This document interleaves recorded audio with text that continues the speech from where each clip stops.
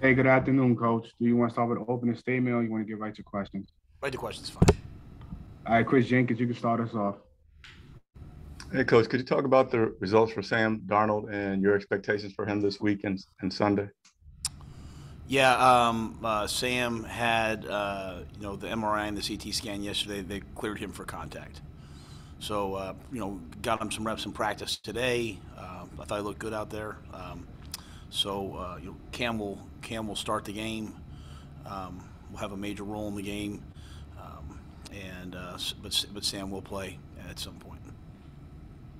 And then regarding your upcoming matchup with the Bucs, they're offensively they do a good job of putting up points, and defensively they're pretty solid against the run. What do you see that this team does, the Bucs do to produce those kind of results on both sides of the ball? Well, first of all, they're well coached, but they've got a dominant offensive line and a dominant defensive line.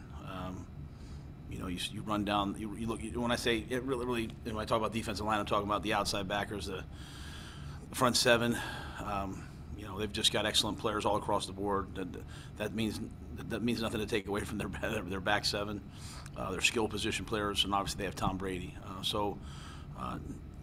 Tom Brady, plays the game at a level that not many people do. But they have an excellent offensive line, tight ends, run game, pass game. There's really no weakness to this team. We could go with David and then Jonathan. Yeah, Matt, wanted to ask you, what are kind of your goals, or what do you want to see here the last 3 weeks, starting with this week from your quarterback? You said from the quarterbacks? Yeah, I mean, I think I think obviously Cam brings a unique skill set that not many do in terms of running and throwing the football. We had a 19-play drive last game. That unfortunately didn't result in points. So I want to see our guys play clean football. I want to see them continue to improve in the passing game. I think that's something that has affected us. Throughout the middle stretch of the season. The middle stretch of the season, early on in the season, I thought we were an excellent passing team, and I'd like to see us get back to that. But I want to see our team win. I want to see our quarterbacks move us down the field. Sam was 4-5 as a starter. He had some excellent moments early. We all know he kind of hit a little bit of a rut there, so he's had some time off.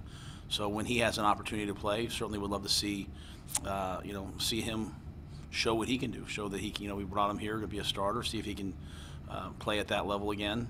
I want to see Cam do all the things that Cam does at such a high level. Move the ball down the field with his legs, with his arm, and if PJ gets in, I want to see him do the same thing. So protecting the football, driving the football, winning third down, the passing game. Those are all areas that we're working on, and we're certainly facing a great defense this week. So it's no slouch of an opponent. You said Cam will start. Will Sam be the backup? And you have like a plan like you did for PJ the last few weeks to just blend him in there at times, or? Yeah, I probably won't divulge too much of what we're going to do, and it's still early in terms of not that we don't have a plan, but we practice. We haven't even watched practice yet, but we'll definitely. I'll just say that Sam will play. Okay. Thank you. Matt, you kind of answered my first question as to why is it important for Sam to play, but how did you come to the conclusion that you wanted Sam to play? Just what I said. Just that. We're going to go out and try to win. Utilize every player, whether the receivers, tight ends, running backs, for the best of their skill set. How that plays out, usually how the game plays out. But I just think that's in the best interest of us. Did DJ Moore further hurt his hamstring? And do you anticipate he'll be available later in the week? I think he'll. It'll take all the way till Sunday, and probably be a game time decision on Sunday. Steve Reed, followed by Joe Person. Hey, Matt, two-part question. First, can you say, how much you'd like to see, Sam play? And secondly, the challenge of facing Tom Brady coming off a week where he got shut out. Yeah, I'm probably not going to get too much into like the scheme or the rotation of it right now. You know, just Cam will start, Sam will play. You know, Tom Brady. We've been following him, Steve, the last couple of weeks, watching him, and just masterful. I mean, I think he's the fastest or second fastest in the league in terms of getting the ball out of his hands at like 2.3 seconds. Yet he's still throwing for 400 yards. They create explosive plays. Everyone gets involved. You know, you can see him. You can see him changing plays based off the coverage, protection, sight adjusting. I mean, everything that's at such a high level in football that so many young quarterbacks, you know, can't do and aren't doing. I mean, he's doing things it's like a master class of offense. I can't say enough about how much I respect the way he plays. Hey, Matt, I know that you guys are not winning like you would hope. Just wondered if you had any conversations yet with Dave just concerning your future. No. No? Yeah, no, I've not talked to Dave about anything like that. And then I want to just follow up. You had said about Brady Christensen being a possibility this week. Yeah, I think, you know, Brady took the first team reps. You know, Cam came out of the game with that strained calf, so Brady took those reps today. Cam was able to practice, so you know, a lot of credit to Cam.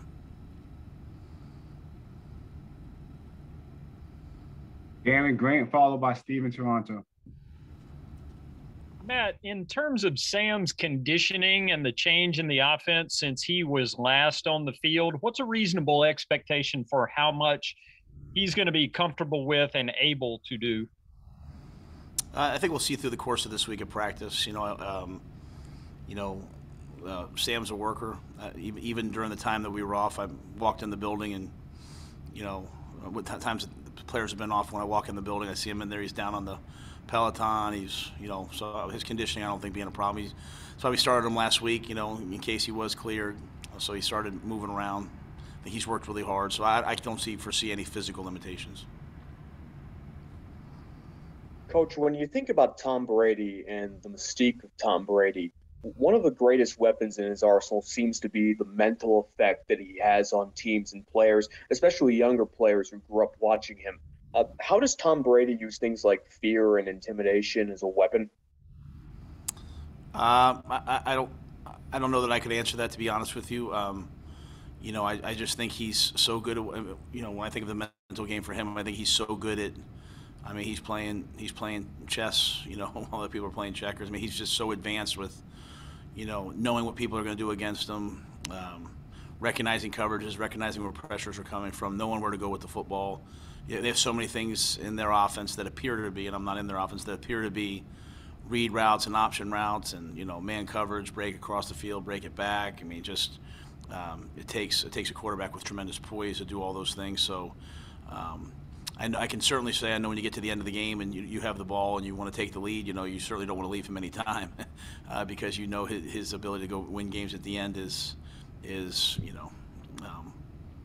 legendary. But I just have so much respect for the way that he plays.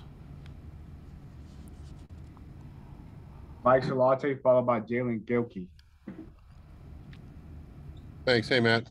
Waving at you here so you can see me. Tampa went through, obviously, the game against New Orleans. They got shut out, and they suffered a bunch of injuries on the offensive side. How much of a challenge is that to prepare for maybe a bit of an unknown when you don't have not have enough tape on the guys that are behind guys like Fournette, even though it's Ronald Jones? But you know what I'm saying? They lost, you know, receivers and that sort of thing that left the game and didn't come back. Yeah, I think, you know, we have a lot of tape on a lot of the guys. You know, obviously, Antonio Brown coming back. We've played against him. All those guys. You know, they utilize a lot of personnel. I think the biggest thing, Mike, is that every week that you watch them, they can morph into a different offense. You know, they might be 12 personnel play action one week, and then the next week they're no huddle up on the ball running their 2-minute drill. So you don't really know what you're going to get till you get to the game, and you probably have about 4 or 5 minutes to figure out, hey, this is how they're going to play us. It is obviously unique to play someone at the end of the year twice in 3 games. So that part of it is interesting. Coming out of this game into the next game, but in terms of coming into this game, knowing how they'll attack us, not real sure because they change so much every week. And as you said, they do have the injuries. They have great tight ends. They have great, great backs, great receivers. I mean, they're loaded offensively. How you doing, Coach? Jalen Gilkey, WFMY from Greensboro. First question for you is: the Saints have been one of the most successful teams in stopping Tom Brady the last couple of years since he's been in Tampa. Are there some things that you guys are trying to implement from what you saw from the game last Sunday to try to slow down this Bucs offense? Yeah, I think it's a great question. I think you go back in the last the games that they've won, they've taken the ball away. The Buccaneers, Tom Brady, those guys do such a good job of protecting the football, but they have in those games been able to take the ball away, which is a key to winning any NFL game, but certainly against Tampa Bay and Tom Brady. I think they match up really well, across the board in man in the game. They were able to win some of those matchups. So I think, if you don't play tight coverage against a passer like Tom Brady, he is going to dissect you. So they were able to play tight coverage. Those are things that we try to do. Obviously, we've played a lot of man the entire year. Being down, with JC, Dante, and AJ down, it's an opportunity for some of those other young guys to step up and show what they can do. I thought some of those guys stepped up in Buffalo, and they'll have to do it again versus, a prolific offense. But I think the biggest thing is that tight coverage matchups. That's what the Saints did really well. And a follow-up question. I know Zane's been ruled out for the year. Any updates on the kicking situation? Yeah, we signed a young man to the practice squad, Kessman, and brought in Liram, who's been with us before. So those guys kick today. They'll get their feet underneath them the next couple of days, and they'll kick for one or both guys will kick for the remainder of the year. Thank you, Coach. Chris Jenkins, followed by Joe Person. Hey, with Azur, was he initially cleared and then perhaps failed a subsequent COVID test, your recent acquisition? I don't know the exact timing of all that. I just know, obviously, we claimed when we got here, he was put on. He went on the COVID list. So I would assume it would be the first test, but I wasn't privy to the testing part of it. Okay, and then what are your expectations for him on this team?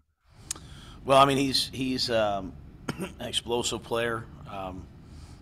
35-inch arms, 4.5 40, pass rusher. I think those are the kind of guys you love to add to your roster. So it was an opportunity to bring in a guy that can add to that skill set at that Brian Burns type position. A guy who can rush the passer, drop into coverage. So want to bring him in and take a good hard look at him. You're not sure how much or what capacity you plan on using him right now? Well, he's on the COVID list now, so I think I think I would just have to wait and see how he is when he gets back. Matt, how do you kind of balance kind of wanting to see Sam again and also given the fact that he's the only quarterback under contract for next year versus, Cam's a guy you guys brought in here and, told him that he'd be the starter more or less? How do I balance that in terms of? I mean, do you feel any kind of obligation to either of those guys? One, for Sam, just because he is under contract for next year in terms of your evaluation of him. And then two, Cam, just because what he's meant to the franchise and so on. Yeah, I think my job is, and our job here is to do what's right for the team and the franchise always, to do its best to win this game this Sunday. That's what we owe to the guys in the locker room. When you're not winning, you're trying different things to get yourself over the hump to win. So we'll do what's best in terms of the Carolina Panthers and all those things. That being said, these guys work really hard. They prepare at a high level. Try to put them in positions for them to be successful. If there's something that they're not doing at a super high level, then we work on it, or we have someone else do it. So, we take all that into account. No decisions that we make are easy or no-brainers. You have to do what's right. It's not always popular. Sometimes it's hard. But the way that you win long term, in my opinion, is to do what's right for the Panthers.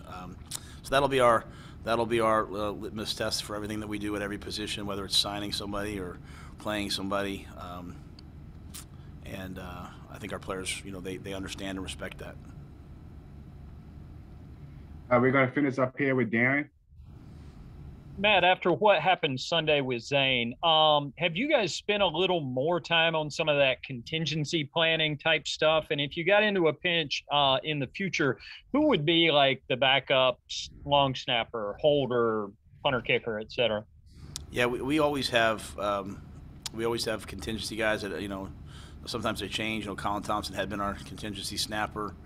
If he's not up, we have someone else. PJ can hold, et cetera, et cetera. So we always have those things planned. Obviously, the kicker is the one, just because Locke's just not really, that's not his skill set. So that's usually you kind of cross use those guys. So we just got caught in that position, unfortunately. It was a pretty rare thing, but it's something that did happen. So as we look at these guys, we're looking at guys who can kick and punt. So in case something happened, we at least have another punter. So we'll do the best we can with that. You mentioned Colin in the past when he's been on the 53 snaps. Who else on the 53 right now can long snap? Zylstra can do all those different things. PJ, I think Chase probably has a couple other ones, but we have all that ready. I'm sorry, Coach. We have one more. Jonathan, you got it. Matt, do you feel like you're a little more critical of your quarterbacks? And if so, why? I'm sorry, say that again. So do you feel like you're a little more critical of your quarterbacks? And if so, why? A little more critical of than other positions, you're saying, or? Yes, sir. I think, I don't know that I feel like I'm being real critical. I listen to Bruce Arians, and some of those guys are highly critical. I think even a couple of times some of you guys have intimated, why am I not more critical? I'm assuming, Jonathan, you're referring to Sunday, after the game, talking about the play. And, I was trying to answer a question about a play, not necessarily a person. Everything, I believe that everything that happens in football is my responsibility. I think I've said that maybe every press conference. So the next day I tried to go back. I know some of you guys went and watched the film, and I tried to give great detail to all of it, try to explain, really why the play happened. Had my weekly meeting with Cam. We talked about the play in front of the team. I took responsibility for the play, for having that play called. Trying to be forthright with you guys after the game about that play and what we were trying to get done and all those things. So I don't think I'm very critical of those guys at all, to be quite honest with you. And the thing that I love about Cam Newton, as I said the other day, is that he always asked me to coach him hard and those things. So we've had, we've had kind of a rough year, in terms of turning the ball over and not having the production that we want. And I think we've been pretty steady in the boat, and so, I think one play happened and I gave an answer, and I know maybe you guys or maybe some people don't like it. Me and Cam are completely good. So I can't really go beyond that. All right, thank you, Coach.